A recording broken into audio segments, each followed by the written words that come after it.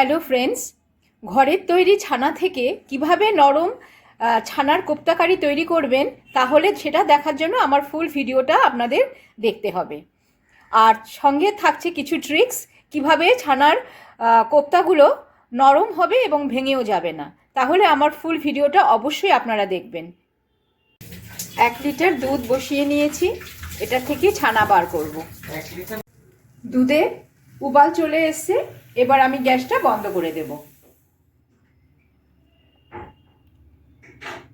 দুধের টেম্পারেচারটা একটু কম হলে তারপরে আমি এর মধ্যে ছানা কাটার জন্য লেবুর রস মেশাবো। এখনই যদি লেবুর রস দিয়ে দিই না, তাহলে ছানাটা একদম শক্ত হয়ে যাবে। লেবুর রস দিয়ে ছানা করব, তাই এখানে দুটো বড় বড় লেবু নিয়েছি। লেবু নিয়ে লেবুর রস বার করে নেব। লেবুর রস বার করে নিয়েছি। আজকে আপনাদের সাথে একটা ট্রিক্স শেয়ার করব। দুধের টেম্পারেচারটা একটু ঠান্ডা হলে তবেই লেবুর রসটা মেশাবেন। এতে কি হয়, এতে যে ছানাটা বেরোবে এই ছানাটা খুব নরম হয়। আর যদি ফুটন্ত দুধে লেবুর রস বা যাই হোক ভিনিগার দেওয়া হয় তাহলে কিন্তু ছানাটা খুব শক্ত হয়ে যায়। দেখুন ছানাটা একদম কেটে গেছে আর একদম খুব সফট হবে এই ছানাটা খেতে। ছানাটা আমি ছেঁকে নিয়েছি। ছানাটা আমি ছেঁকে একটা বাটিতে তুলে নিয়েছি। এখানে সামান্য আটা, সামান্য নুন আর সামান্য জ্যাগারি পাউডার আমি নিয়ে নিয়েছি। এবার ছানাটাকে খুব ভালো করে মেখে নেব। এখানে আমি আটা খুব সামান্যই ব্যবহার করেছি বাইন্ডিংয়ের জন্য।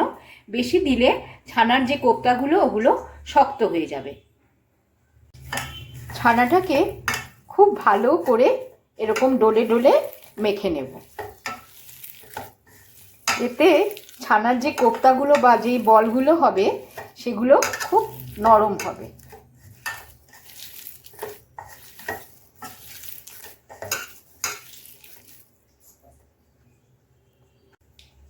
এইভাবে গোল্লা পাকিয়ে নেব, নিয়ে একটু এরকম করে চেপে দেব। এইভাবে সমস্ত ছানা থেকে আমি এরকম করে বল কেটে কেটে নেব, নিয়ে একটু এরকমভাবে চেপটে দেব। ছানার থেকে আমি সব বলগুলোকে এইভাবে গোল গোল করে কেটে নিয়েছি।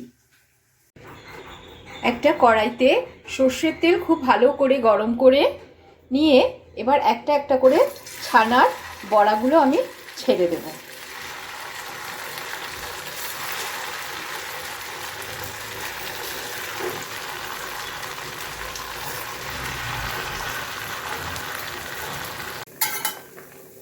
এক পিঠ হয়ে গেলে আরেক পিঠ এবার উল্টে দেব।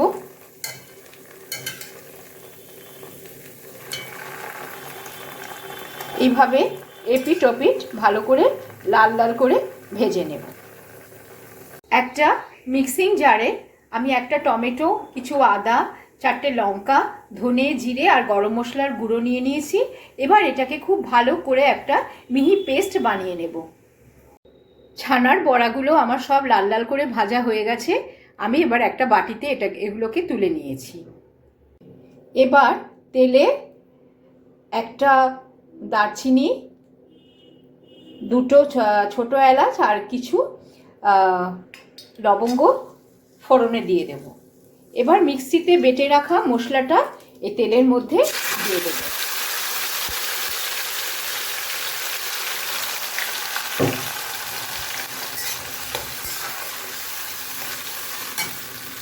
প্রয়োজন মতন নুন আর হলুদ দিয়ে দেব।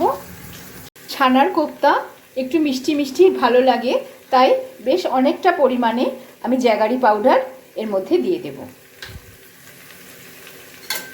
নাড়াচাড়া করে মশলাটা কষে এসছে, খানিকটা কষে আসবে, ভালো করে নাড়াচাড়া করে নেব। মশলাটা খুব ভালো করে কষে গেছে, এর থেকে তেলও বেরিয়ে গেছে। এইবার মিক্সিতে মশলা যে মাখানো যে গরম জল, এর মধ্যে গরম জল এবার দিয়ে দেব।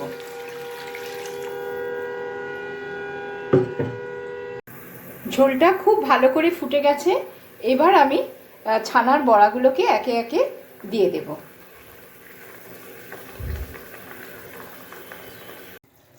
ওপর থেকে ঘি, গরম মশলা ছড়িয়ে দিয়ে এবার এটাকে ঢেকে দেব খানিকক্ষণের জন্য। ছানার কোপ্তা কারি আমার একদম রেডি। দেখুন কিরকম ফুলে দ্বিগুণ হয়ে গেছে, একদম সফটও হয়েছে। এবার আমি একটা বাটিতে নামিয়ে নেব।